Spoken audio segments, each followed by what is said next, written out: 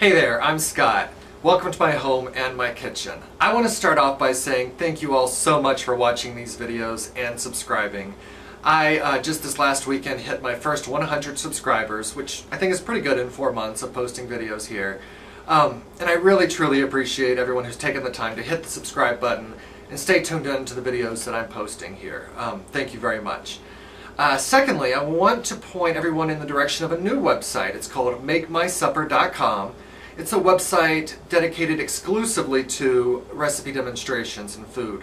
It's really nice, it's beautiful, it's easy to navigate, and I'm going to be posting videos there as well as here. So check it out, MakeMySupper.com. I think you'll like it.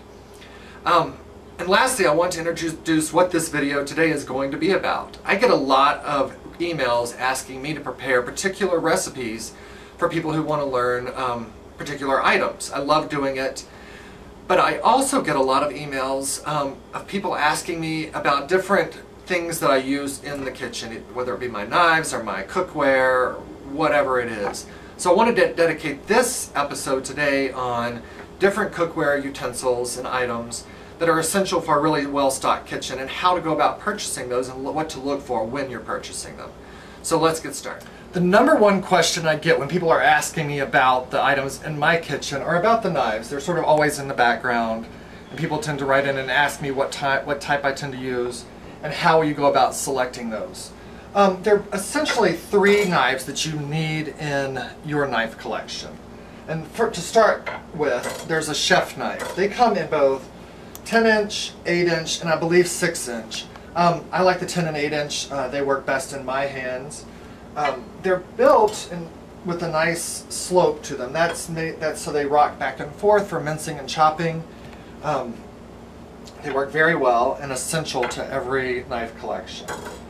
Second, there's a utility knife or a slicer. This is great for chopping off a bit of cheese, slicing bread, cutting tomatoes. Really essential in everybody's knife set.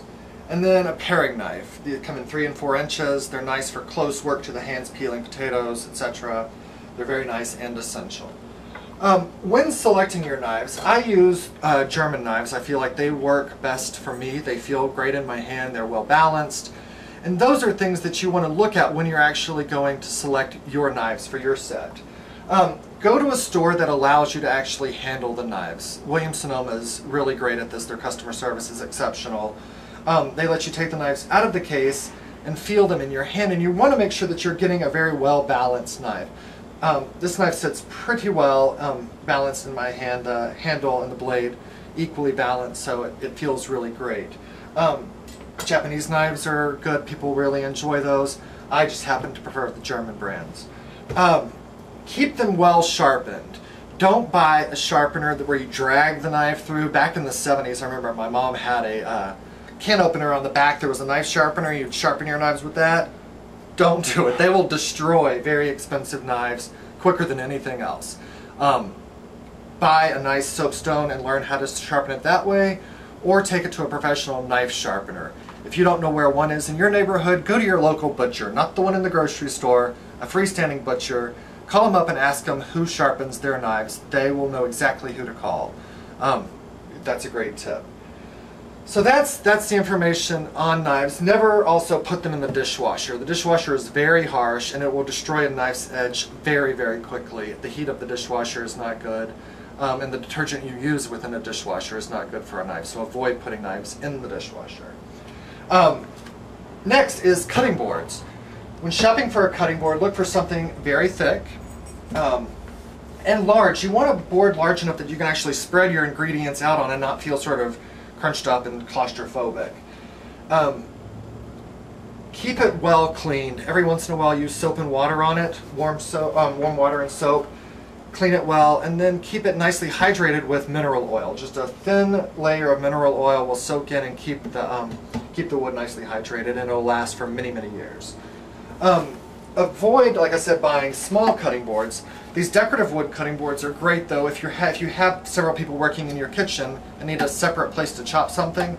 They work great for that. They're also great on a buffet with cheeses and grapes and figs on them. Also great on a bar if you need a place to chop limes and lemons. These work perfectly. And also cutting board that you keep separate. This is made out of corian. It's non-absorbent. It won't absorb any bacteria. Great for cutting poultry on, especially because this can go in the dishwasher if you want to, or just be washed with soap and a cleanser. So those are the cutting boards. On knife storage, I tend to prefer a magnet. I feel like it's very sanitary. You can take the knives down, wash it with a bleach solution, and it makes sure that there's no bacteria carry over around your kitchen. Block sets, while they're very attractive, I feel like there's a possibility there for bacterial infection. If you, for some reason, washed your knife but did not remove all of the poultry juice from it, there's a possibility that when you put your knife back into the knife block, that bacteria would migrate into the wood and you would never be able to remove that from the inside of that block. So every time you pull the knife out and cut something, especially raw foods that you would not be adding heat to, like tomatoes or lettuce, that bacteria then would cover over and your family would eat it, and that's not something that you want. So that's number one. Let's move on to the next step. Next, let's talk about some cookware. Cookware is essential, obviously, to cooking, and you want to look for something that's very high in quality. I'm going to show you this pot as an example. This one has an aluminum base that's been applied to a stainless steel pot.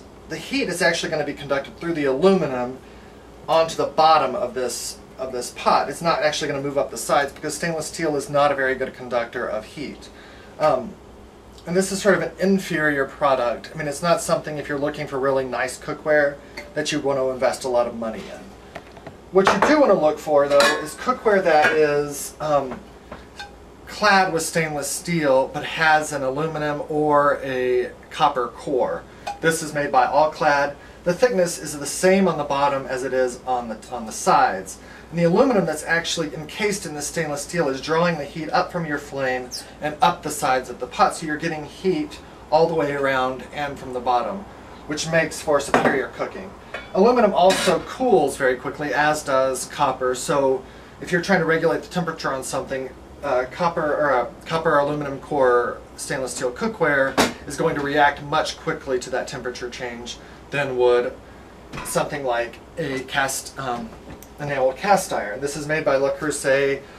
Staub makes a very nice line of it. I've also seen these at Target, and now Martha Stewart's new line at Macy's. They're all making the enamel cast iron, which is not as expensive as the Le Creuset or the German brands.